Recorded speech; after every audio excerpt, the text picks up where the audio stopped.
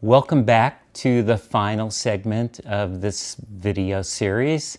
I want to applaud you for the commitment you've made, and what you've done through now is you've taken stand one of the Nurtured Heart approach, which is refusing to give energy to negativity. I'm going to trust that you've made a lot of progress through that alone, and what you've added to the equation is stand two, making it your mission to be positive in this new accelerated, amplified way. And now we're ready to add stand three. Stand three, absolute clarity. I will set and enforce clear limits and clear consequences in an unenergized way. I will always provide a true consequence. Here we go. The piece of the puzzle you've been waiting for. But what you need to know is that consequences don't work for reasons that I'm going to just underline. Well, number one is if I'm a challenging child, my parents trying to lecture me or punish me by saying, you're being disrespectful, that's not okay, and they give me this lengthy, reasonable, rational explanation, or it might even have some frustration to it. All the while, they think they're setting a limit. I'm being rewarded with relationship. Imagine we have a wonderful toaster sitting on a counter, and it's the best toaster ever. It will make perfect toast every time. It'll sense what kind of bread it is. It will butter your bread just the way you want it. And this is the best toaster ever. Now, as great as it is, it won't work if it's not plugged in. It's got to be plugged in. And you can yell at it, you can be exasperated by it, but it won't work until it's plugged back in. So what we want now is for your child to see that we can give them the sense of getting a consequence and still be that unplugged, a foot on the line.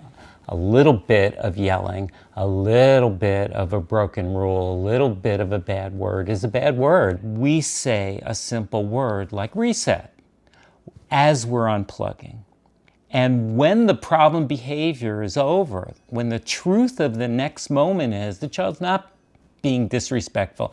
They might have been terribly disrespectful just now in the past few seconds. They might have said a bad word. They may have argued. They may have called their brother or sister a name. But the truth in the next now, which is what we've wanted all along, is that they're not arguing, fussing, name-calling, etc.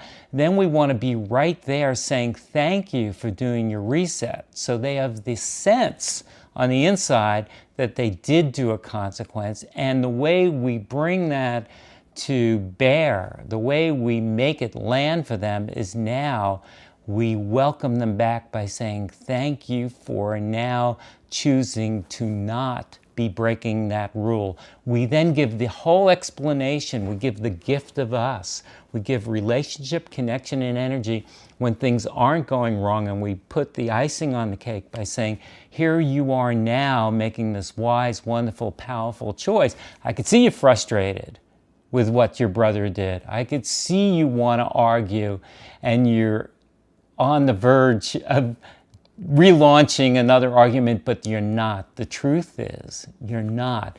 You're using your wisdom, your power, your control to handle your strong feelings, to keep your frustration in check. And that's what I've wanted all along, and that's why you're making a wonderful choice right now.